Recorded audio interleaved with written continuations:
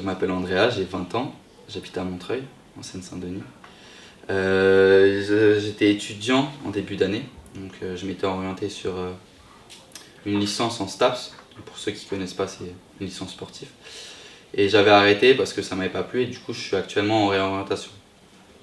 J'ai connu l'association fondamentale et notamment le projet des enfants des collines grâce à des amis qui avaient participé à un des séjours, plusieurs amis d'ailleurs, qui avaient participé au séjour en 2018-2019 avant le Covid.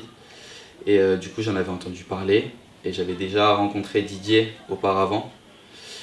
Et j'étais aussi venu à une restitution d'un des séjours à Kamaté. Donc j'avais vraiment pu connaître et entendu parler du projet et de l'association. J'ai décidé de partir sur ce séjour car j'en avais marre de ma vie parisienne. Je voulais vivre une expérience unique, découvrir une culture, la richesse culturelle locale, donner de ma personne aussi dans le projet, donner du soutien, mais faire aussi avancer le projet en étant sur place. Et du coup j'ai décidé de partir sur une période de 6 mois au village. Les démarches avant le voyage, donc j'ai contacté l'association fondamentale et notamment Didier Bocco en lui faisant part de mes envies, de l'envie de partir sur une expérience cette expérience, mon envie elle collait parfaitement au projet qu'ils ont mis en place. Donc j'ai pu avoir des entretiens avec Didier mais aussi avec Franck Ota, le président de l'association Irologie au Bénin. Donc j'ai eu la chance de le rencontrer, mais j'ai pu rencontrer aussi Julie et plusieurs anciens volontaires qui sont très impliqués dans le projet. Donc, avant de partir, 2-3 jours avant mon départ, l'association fondamentale avait organisé un petit pot de départ et avait invité, certaines personnes étaient conviées. Donc il y avait eu des anciens volontaires, il y avait ma famille, mes amis et des gens qui étaient venus pour pouvoir. J'avais pu échanger avec ces personnes-là. On avait pu parler de ce que j'allais faire et notamment aussi signer mon contrat de bénévole. Donc mon contrat de bénévole où il y avait notamment mon planning de la semaine et tous mes engagements que je devais respecter là-bas au Bénin. Alors arrivé à Cotonou, j'ai été accueilli par Franck Ota, toujours le président de l'association, mais aussi les autres membres d'Irelojou qui sont basés à Cotonou.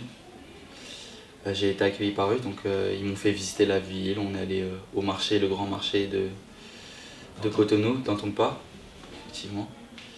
On a pu aller à la plage, donc je suis resté seulement 2 jours à Cotonou avant de pouvoir partir au village. Ma première impression, arrivé au village, c'était je m'attendais pas du tout à ça, que ce soit aussi animé. Je découvre un village qui est animé, où il y a de l'ambiance, les gens, il y a vraiment, je découvre une façon de vivre mais la première impression c'était un peu aussi intimidant parce que je me retrouve tout seul face à tous ces habitants qui me regardent et qui se demandent que vient faire ce volontaire tout seul alors qu'ils ont l'habitude de voir des groupes arriver qui restent seulement pendant 2 semaines, alors que moi quand je leur ai dit que je restais 6 mois, ils me croyaient pas au début parce que... Et du coup voilà, c'était un peu intimidant au début, mais j'étais super heureux et j'avais hâte de découvrir tout ça plus en profondeur. Mon planning du lundi jusqu'au dimanche. Donc le lundi et le mardi matin, j'allais au champ. Donc je travaillais de environ 9h jusqu'à midi. J'allais aider les villageoises surtout parce que c'était surtout des dames que j'allais aider. Donc j'allais au champ, travailler, je pouvais faire un peu de tout. Donc il y avait la période de saison sèche où c'était plus on va désherber les champs pour préparer le terrain en vue de la saison des pluies. Sinon j'ai eu l'occasion de labourer, de sarcler, de semer des haricots et plein d'autres choses, du manioc. Donc voilà, tout un travail au champ, le lundi et le mardi matin. L'après-midi, L'après-midi c'était repos. C'était repos, j'avais tout un temps de repos. Environ où déjà je devais manger.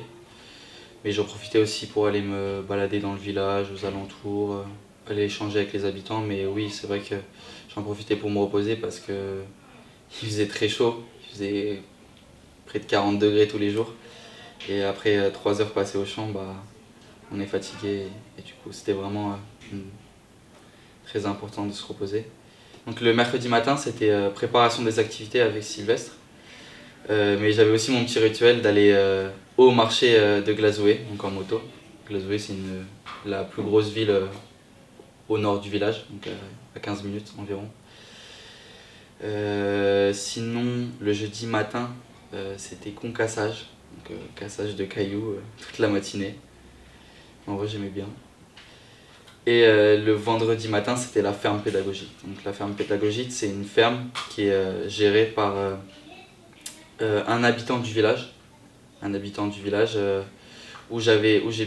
c'était un peu comme le travail au champ. Je travaillais, je labourais, je pouvais m'occuper de toute une partie avec les animaux. Il y avait toute une partie où quand j'arrivais à la ferme, je nourrissais les animaux de la ferme. Donc des lapins, des poules, etc., etc. Mais notamment des lapins et des poules.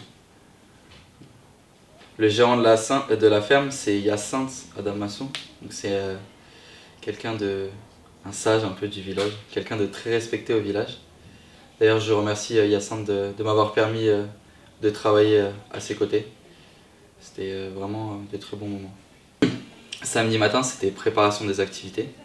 Donc, pour enchaîner ensuite sur l'après-midi, en l'occurrence les activités de l'après-midi qu'on pouvait être en classe, donc des activités en tout genre, que ce soit en extérieur ou dans la salle pédagogique.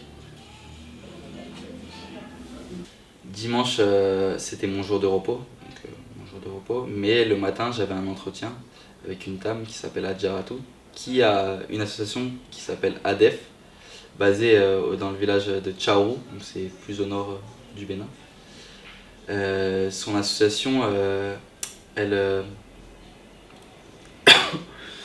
elle est dans l'éducation pour tous, l'autonomisation des femmes du village de Tchaourou. Ils ont aussi mis en place une bibliothèque ambulante.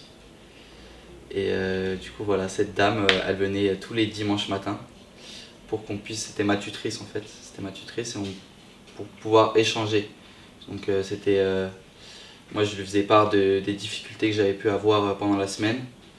Moi, elle me donnait des conseils. Par exemple, elle m'a donné beaucoup de conseils qui m'ont beaucoup aidé à gérer la salle, notamment à mettre en place des plannings de mes activités.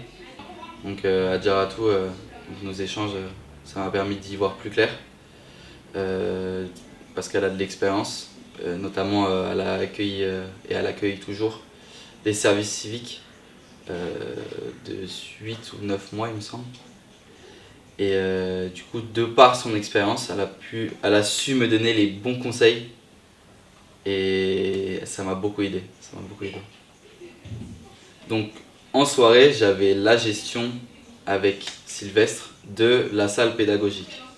Le lundi soir, on commençait par le répétiteur, donc c'était le maître qui venait faire l'étude aux enfants parrainés par l'association fondamentale. Donc de 18h à 20h. Ensuite, j'enchaînais sur mes activités avec Sylvestre, on enchaînait sur une activité. Donc des activités en tout genre, ça pouvait être le lundi, souvent c'était informatique qu'on faisait. Le mardi, c'était le club dessin. Mardi, club dessin, pareil, qu'on a mis en place avec l'association. Voilà. Le jeudi, encore club dessin. Donc on a mis en place 2 fois par semaine. Vendredi soir, répétiteur, comme le lundi, de 18h à 20h, les enfants parrainés par l'association. En fait, on a découvert déjà qu'il y avait des enfants qui étaient vraiment très doués en dessin. Le club dessin, ça a permis à beaucoup d'enfants de se découvrir un talent, puisque les enfants ils s'en rendent pas compte, mais certains avaient vraiment un talent pour le dessin. Ils étaient vraiment très doués et on a découvert ce talent chez certains enfants et ça leur a permis de s'entraîner et de s'épanouir dans cette discipline qui est le dessin. Donc, il y a un club de breakdance au village composé de 8 enfants, donc, âgés de 8 à 16 ans. Et bon, moi, je gérais pas du tout cette partie-là, mais j'assistais aux répétitions. C'était le mercredi, le vendredi et le dimanche. Donc 3 entraînements par semaine où les enfants ils s'entraînaient. Voilà. Durant mon séjour, oui, j'ai gardé contact avec l'association fondamentale et mes proches, même si à des moments, notamment avec mes proches, j'ai pu être un peu distant, mais c'était pas toujours simple de communiquer, notamment avec la connexion, les forfaits. Mais sinon, avec l'association fondamentale, on gardait contact, je leur faisais des bilans, des rapports, je leur envoyais des images pour vraiment montrer que j'étais présent au village et que j'étais pas pour rien. Sur le moment le plus inoubliable sur le plan professionnel, c'est la période de Noël et le Nouvel An. C'est une période qui était vraiment joyeuse, il y avait de l'ambiance au village, tout le monde fêtait, tous ensemble. On a pu organiser avec Sylvestre et les enfants des grands jeux, des événements où tout le monde dansait, petits, grands, avec des jeux, que ce soit des chaises musicales, on leur a fait découvrir plein de petits jeux où ils ont pu gagner aussi des petits cadeaux. Et c'était vraiment beaucoup d'émotions cette période de fête. Le moment le plus inoubliable sur le plan des activités avec les enfants, je pense que c'était vraiment plus vers le début, quand je suis arrivé au village, où j'ai pu mettre en place des nouvelles activités. Par exemple, je me souviens du premier mercredi où j'étais arrivé. J'avais mis en place une balle aux prisonniers. J'avais sorti la slackline pour la toute première fois. Et les enfants, ils étaient comme des dingues. Et franchement, c'est un moment inoubliable. Premier instant au village. Donc, la slackline, c'est une sangle qu'on déroule et qu'on tend entre 2 arbres. Donc, une sangle à peu près épaisse comme ça. On va pouvoir essayer de marcher dessus et tenir en équilibre le plus longtemps possible. Ça s'est pérennisé, cette activité s'est pérennisée après mon départ, puisque j'ai appris à certains enfants, donc j'ai responsabilisé certains enfants pour l'installation, puisque l'installation c'est pas si simple que ça. C'est un espèce de mécanisme avec une poulie, etc. Et du coup j'ai vraiment responsabilisé de quelques grands pour l'installation et l'entretien du matériel. Au milieu de mon séjour, il y a eu un envoi de matériel de la part de l'association fondamentale. Beaucoup de matériel, que ce soit des jeux de société, pour le dessin, de la peinture, des cahiers, etc. Mais surtout des jeux de société. Ça a été vraiment un tremplin dans mon séjour où j'ai pu mettre en place plein de nouvelles activités. Et les enfants, ils ont pu recevoir du nouveau matériel. Ils étaient vraiment contents. Et ça a vraiment tout changé. Par exemple, l'apport de tous ces petits jeux, les Capla par exemple, les Capla, des jeux de société qu'ils connaissaient pas et que je connaissais pas, le loup-garou, on a pu faire des veillées loup-garou avec. C'était vraiment super. Oui, j'ai eu des frustrations pendant mon séjour, notamment sur la fin, où pendant les vacances de Pâques, les enfants ils étaient contraints d'aller au champ du matin au soir, alors qu'on venait de recevoir le matériel quelques semaines avant. Et moi je voulais en profiter de ces vacances pour mettre en place plein de nouvelles activités, sauf que il n'y avait personne, puisque les enfants de 8h à 18h ils vont au champ et après ils sont fatigués, et ils ont d'autres tâches à faire. Donc frustré de voir les enfants travailler pendant leur temps de repos alors qu'on était censé profiter ensemble de ce beau matériel. Le bruit que je garde, les bruits en général que je garde en mémoire, c'est le bruit des animaux. Les coqs, les poules, les chèvres, les moutons, mais aussi la musique traditionnelle. La musique traditionnelle, parce qu'il y a toujours quelqu'un pour mettre de la musique traditionnelle ou même chanter. Et c'est quelque chose que je n'oublierai pas. L'image marquante que je garde en tête, j'ai pas vraiment une image en particulier, mais c'est la joie et la bonne humeur que les enfants ils apportaient dans mon quotidien. J'ai eu beaucoup de moments difficiles pendant mon séjour, notamment avec la gestion de la salle au début, quand on a géré 25-30 enfants tout seul, qui n'ont pas le même âge en plus. C'était assez compliqué, surtout que la salle elle est en plein milieu du village. Donc les enfants ils ont profité pour faire des va-et-vient entre la maison, la salle, et du coup c'était pas gérable à des moments donnés. Du coup des fois j'avais du mal à mettre en place des nouvelles activités et de travailler sérieusement avec un groupe donné. Le projet des enfants des collines, le projet des enfants des collines, c'est un projet d'échange, car le volontaire il va apporter son expérience au profit des enfants dans les activités, mais aussi il est là pour découvrir la richesse culturelle du village et de découvrir les valeurs que les villageois y portent en eux. Mais c'est quelque chose à faire sans aucun jugement et ne pas comparer en fait. Vraiment ne pas comparer entre notre mode de vie et le leur. Parce qu'il n'y a pas à comparer. Et quel conseil je pourrais donner à quelqu'un qui partirait acclimater dans le cadre du projet? Déjà être prêt à sortir de sa zone de confort, puisque il y a des choses qui sont ouais, comme se laver par exemple, ou des trucs tout banals, hein, mais qui sont pas comme ici. Donc être prêt à sortir de sa zone de confort. Mettre tous ses jugements de côté. Mettre tous ses jugements de côté et être ouvert d'esprit. Être ouvert d'esprit, que ce soit la discussion ou en règle générale là-bas. Être ouvert d'esprit. Alors mes repas au village, ça dépendait en fait. Des fois je mangeais tout seul. Donc souvent le midi je mangeais tout seul. Puisque quand je revenais du champ, j'étais fatigué, je mangeais et j'allais me coucher après pour dormir au moins 1 heure. Mais souvent le soir, je mangeais avec des gens, que ce soit avec soit des enfants, soit avec les dames, soit avec Sylvestre. Et du coup, c'était vraiment. Ça dépendait des soirs. J'ai eu l'occasion de faire la cuisine dans plusieurs conditions.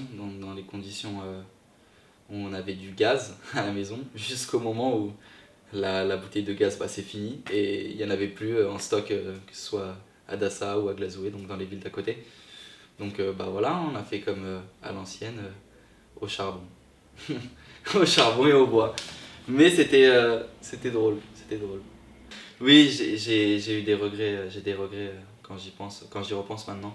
Déjà, j'ai pas suivi mon traitement et on a vu où ça m'a mené. Avec les enfants, des fois, j'ai pu avoir des moments où j'étais fatigué, où j'ai été beaucoup moins patient que j'aurais dû l'être. Des moments où on est fatigué, où on se sent pas bien et j'ai pas été assez patient avec des enfants à cause de la fatigue et des activités. Je regrette aussi des fois de pas m'être plus investi à certains moments. Il y a eu des moments où j'étais plus investi que d'autres, on va dire. Un grand merci hein, aussi aux gens qui ont contribué et qui m'ont suivi surtout, parce que ces personnes-là, elles ont suivi mes aventures et ça fait plaisir.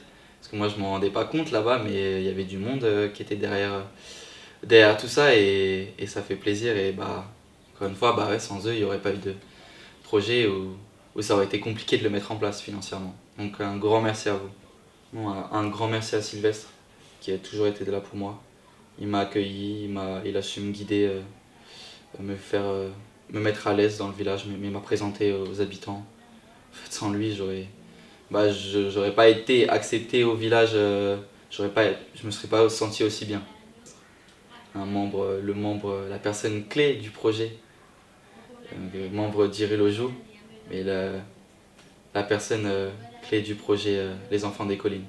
Donc c'est lui qui gère la salle, c'est lui qui gère la salle pédagogique et c'est lui qui m'a orienté avec qui j'ai travaillé pendant tout le séjour. Quelle vision j'ai de la vie? après mon séjour. Bon, je peux pas dire une vision. Ouais. C'est surtout sur des petites choses, notamment par exemple le gaspillage de l'eau. Au village, on se lave, c'est un seau d'eau maximum. Avant, je prenais des douches de 10 minutes. Bah maintenant, j'ai appris à ne plus gaspiller l'eau, la nourriture aussi. Parce que bah, là-bas, la nourriture, on ne gaspille pas, ça n'existe pas le gaspillage là-bas. Et aussi la valeur du travail, la vraie valeur du travail. Et mon rapport à l'argent aussi, il a changé. Quand je vais dans un bar à Paris, qu'on me dit 10 euros la bière, j'ai une petite larme, quoi. Et pas forcément parce que c'est cher, mais mon rapport à l'argent et au travail et au gaspillage, à tout ça, il a vraiment changé. En bien, du coup. Un grand merci à Fondamental, toute l'équipe Fondamentale, Didier, Olivia, tous ceux qui ont été derrière moi, ceux qui ont financé le projet, qui ont donné, les villageois surtout. Un grand merci à Sylvestre, un grand merci à eux, les villageois, qui m'ont accueilli, qui m'ont fait sentir comme chez moi en fait. Si l'opportunité m'était offerte, avec grand plaisir, j'attends que ça d'y retourner. Le village me manque, les villageois aussi, et j'ai hâte d'y retourner.